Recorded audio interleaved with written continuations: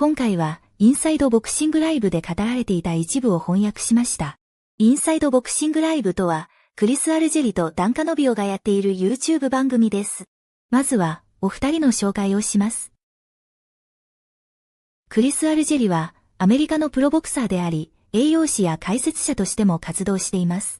元 WBO 世界スーパーライト級チャンピオンで、ボクシングに転向する前はキックボクサーとして活躍し、無敗で世界チャンピオンに輝きました。ダンカノビオはコンピュボックスに関わるボクシングアナリストとして知られており、試合中のデータをリアルタイムで提供する役割を担っています。また、YouTube やポッドキャストでボクシングの解説や分析を行い、試合前後の予測や選手のスタッツに関する洞察を提供している方です。コンピュボックスとは、パンチの統計データを提供する会社です。それでは始めます。Let's get into it, Chris.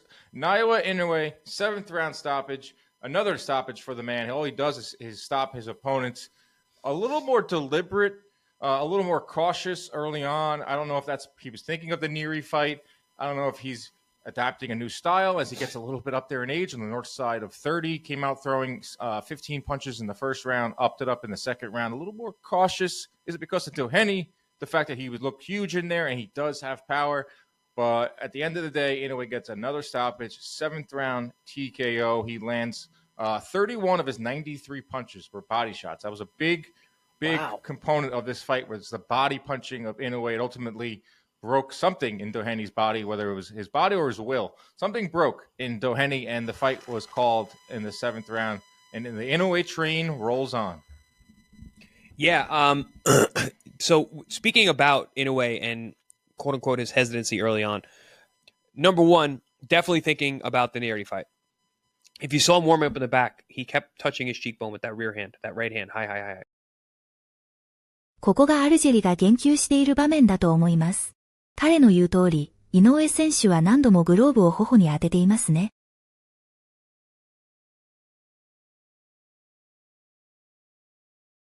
Because that was the sweeping left hook that caught him, right? And he's fighting another southpaw. If you think about it, Doheny is a southpaw with a big left hand, especially that overhand left. He's got a killer overhand left, and that's exactly the punch I dropped him in the last fight.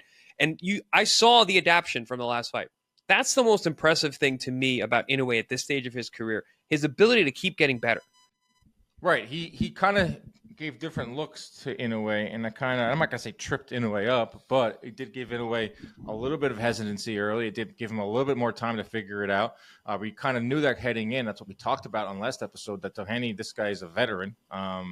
He didn't put up the best fight against Inoue, but he did cause some resistance early on. But Inoue stepped on the gas in the 6th round, landed 50% of his punches in the 6th round. That's the thing with him, is like people are looking to nitpick him. That's what happens when you're at the top, right? And you do it with Canelo, we do it with Crawford, not so much Usyk because he just can't be stopped. But you nitpick the greats, and especially Inoue, who there are still people out there that are just still not sold on him, strictly based off ignorance because they just don't know some of the names that he's fighting. But people are starting to nitpick the Neri knockdown in the last fight. The fact that Inoue is starting to get hit a little bit more. I know that Bernardo was talking about his defense, but he still did get that tagged a few times here by Doheny. このベルナルドという方は、主に ESPN で活躍するボクシング解説者、ベルナルド・オスナだと思います。ダンの口ぶりから察するに、この方は井上選手のディフェンスを評価していたのだと思います。29% of his total punches and almost 40% of his power shots. But at the end of the day, he's still a wrecking ball. He still punches with just extremely mean intentions. He's ferocious in there. Those body shots, he's just very accurate. He's accurate, he's ferocious, and he has that killer instinct to get 9 straight stoppages. So you can say what you want about the slippage of Inoue. There's a lot of featherweights out there. There's a lot of 122-pounders that are kind of licking their chops a little bit because he's on the north side of 30 years old, and he's the money guy in the division. But 9 straight stoppages is 9 straight stoppages. And those body shots were lethal. So just be careful if you're going to, say that Inoue is losing a little bit of his fastball. Yeah, the problem is the elevation that fans give to fighters. You call the guy the monster, you anoint him as this mythological person, and then you expect him to go up and wait and fight everybody all the time. It's always, what's next? Move up to 26. Like, guys, he's human. He's fighting at 122 where he's undersized. He's a smaller guy. It's his fourth weight class. Fourth weight class, and he's still stopping all these guys. Well, a lot of people that are just seeing it from 2020 on. Well, they don't that's know. He had a whole damn true. career before that. Yeah, I mean, I think what was he world champion? How many fights did he have when he won his first world title? I think it was like under 10. Yeah, it's crazy. For the length of this guy's career and how long he has been active and moving up in weight and fighting bigger guys with more experience, but he's still stopping them.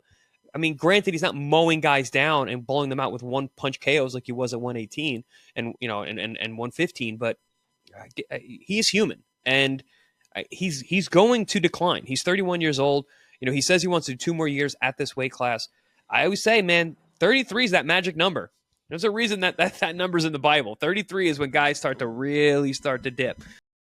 キリスト教における33という数字は、イエス・キリストが33歳の時に十字架にかけられたとされていることから、特別な意味を持っています。この年齢は、完結や成熟を意味しているようです。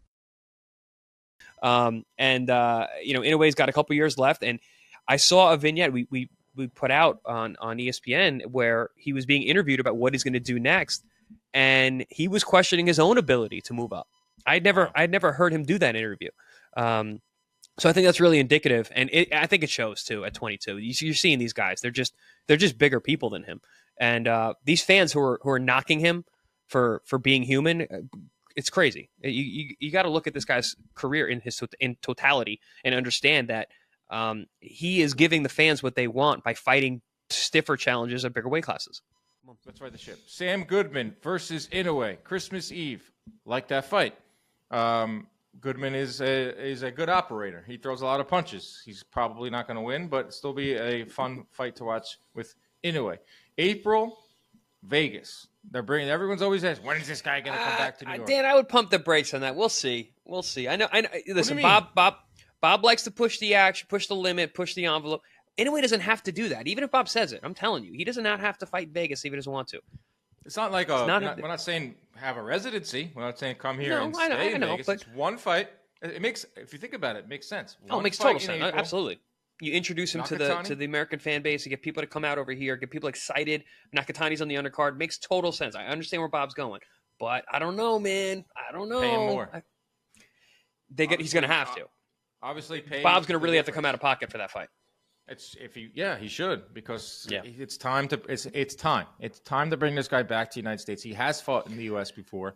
Very, very good point. That's 3 more fights for Inoue at 122 pounds, because the speculation was going wild with him fighting in the U.S. Everyone, of course, this is going to be Gervonta Davis. It's going to be Bruce Carrington. It's going to be Rebesi Ramirez. It's going to be Angelo Leo. It's going to be any of the featherweights. Gervonta Davis never happens. Never happens, especially now. And I think, honestly, I'll tell you this, Dan, I think the Venado fight made a lot of sense. I think it was an interesting fight, but now that Venado got beat, I don't see a reason truly for Inoue to move up to 26. Because Venado, if he had gotten past Leo, I think that fight would have made sense. Because Venado then kind of puts himself a little bit, head above everyone else in the division. Because there's no star in that division yet. There's no breakout guy, but Venado was the guy who had the title for the longest. And when you have a division when the belt is getting overturned over and over and over again, consistency matters. And Venado was becoming that guy. But now that he lost, and especially the way he lost, and apparently he had suffered a brain bleed in that fight, he's not going to be back for a while, if ever. And once I saw that interview where Inoue was essentially saying he didn't know if he could do it. Go up to 26. I don't think there's work to be done there, and there's plenty to do at 22.